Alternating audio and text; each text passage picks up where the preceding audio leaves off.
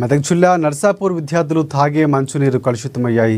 శివంపేటలోని రత్నాపూర్ అంగన్వాడీ కేంద్రంలో బిందెలో మంచునీటిని నిల్వ ఉంచారు. అయితే అక్కడే తిరుగాడుతున్న ఒక ఎలుక మంచునీటిలో పడి చనిపోయింది. ఇది గమనించని విద్యార్థులు నీటిని తాగారు. అయితే వెంటనే అప్రమత్తమైన అంగన్వాడీ కార్యకర్తలు పరిశీలించి విద్యార్థులు ఆసుపత్రికి తరలించారు.